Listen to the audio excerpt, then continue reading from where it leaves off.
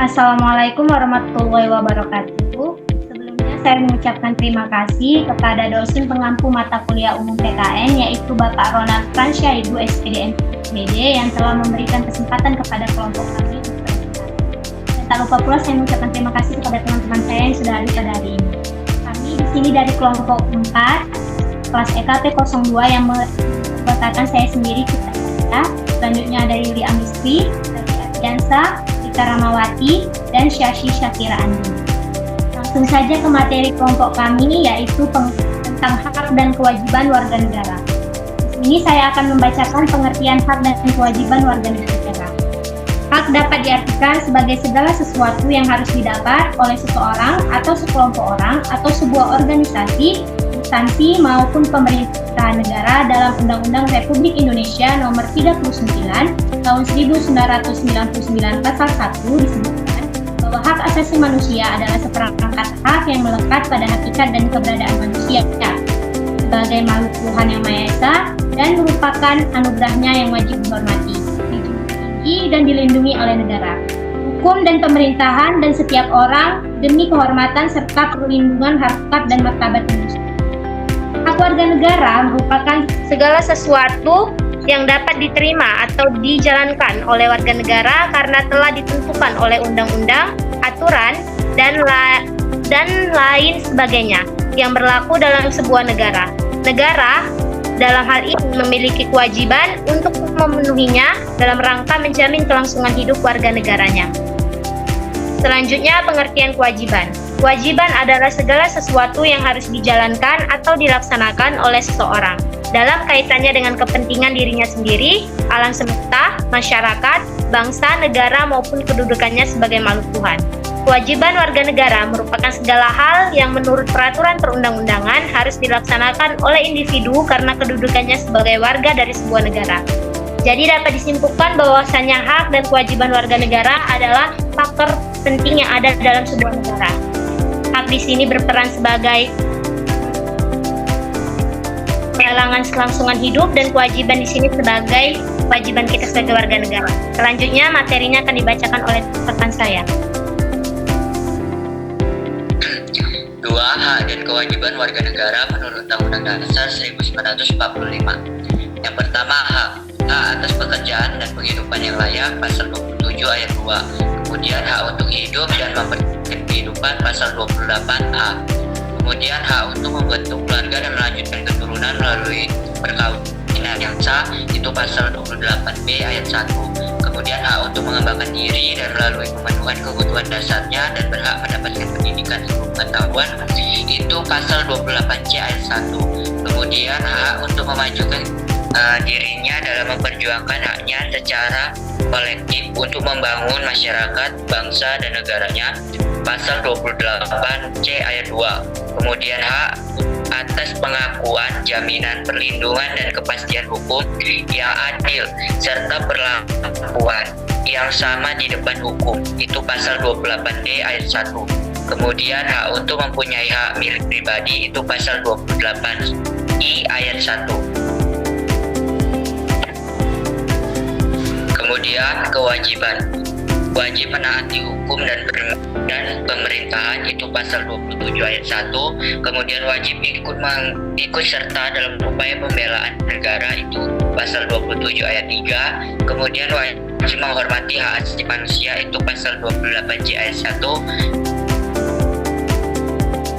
3. Pelaksanaan hak dan kewajiban warga negara.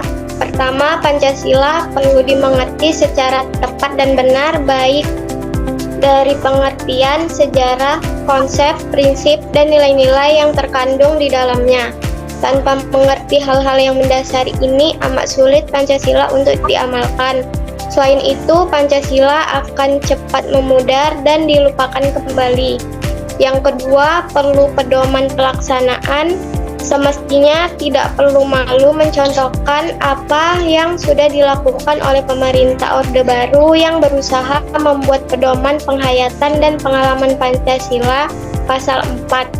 Pedoman ini sangat diperlukan agar negara dan warga negara mengerti apa yang mesti dilakukan, apa tujuannya, dan bagaimana strategi mencapai tujuan tersebut.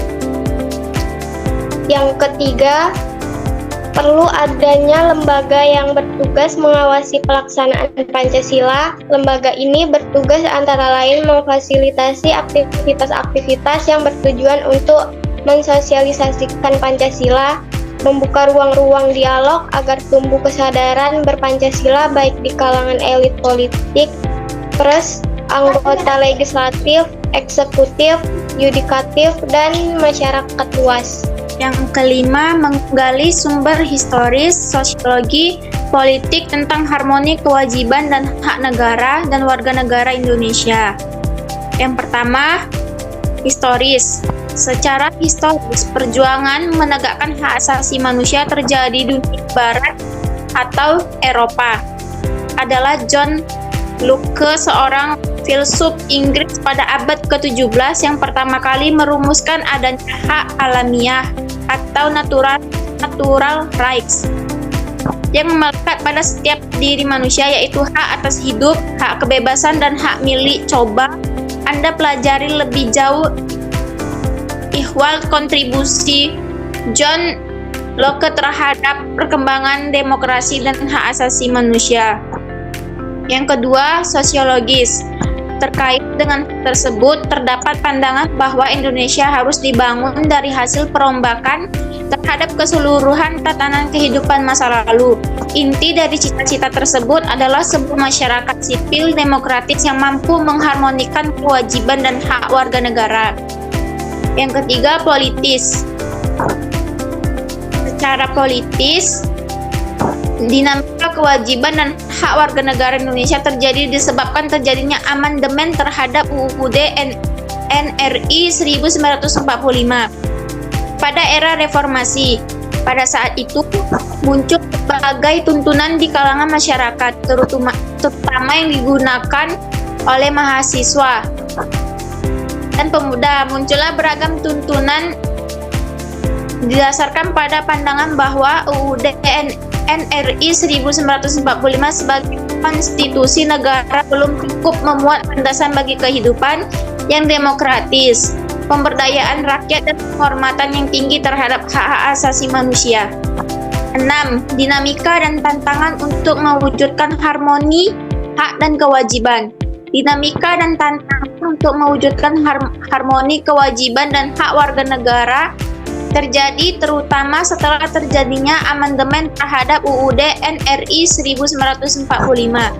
Terdapat beberapa perubahan fundamental terhadap aturan dasar dalam UUD NRI 1945, antara lain pendidikan, kebudayaan, dan ilmu pengetahuan dan teknologi, perekonomian rasional, dan kesejahteraan sosial, pertahanan dan keamanan, serta hak dan kewajiban asasi manusia.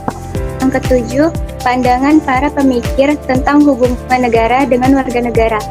Yang pertama, pluralis. Kaum pluralis berpandang bahwa negara itu bagaikan sebuah arena karena berbagai golongan dalam masyarakat berlaga. Yang kedua, Marxis.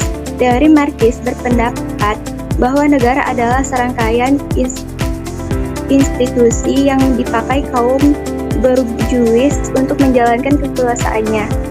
Yang ketiga, sintesis. Pandangan yang menyatukan dua pandangan tersebut adalah teori strukturasi yang dikemukakan oleh Anthony Giddens. 8. Aktualisasi dan implementasi harmoni kewajiban dan hak warga negara.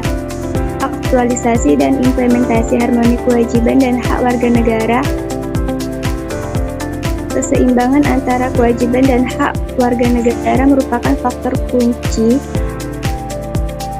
yang menentukan tercapainya tujuan berbangsa dan bernegara. Harmonisasi dapat berwujud apabila warga negara menjalankan kewajiban dan haknya sesuai dengan peraturan perundang-undangan. Artinya, bukan kebebasan yang sebebas-bebasnya. Sebagaimana kita pahami bersama bahwa tujuan sebuah bangsa mendirikan negara adalah untuk mencapai kondisi ideal yang diharapkan. Hal serupa juga terjadi di Indonesia. Sebagaimana dapat kita lihat bahwa alinea keempat Undang-Undang Dasar 1945.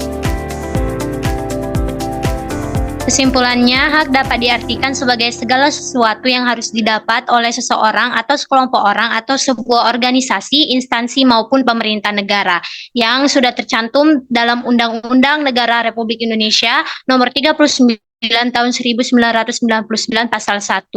Hak asasi manusia adalah seperangkat hak yang melekat pada hakikat dan keberadaan manusia sebagai makhluk Tuhan Yang Maha Esa dan merupakan anugerahnya yang wajib dihormati, dijunjung tinggi, dianugerahi, dan dilindungi oleh negara, hukum, dan pemerintahan, dan setiap orang demi kehormatan serta perlindungan harkat dan martabat manusia.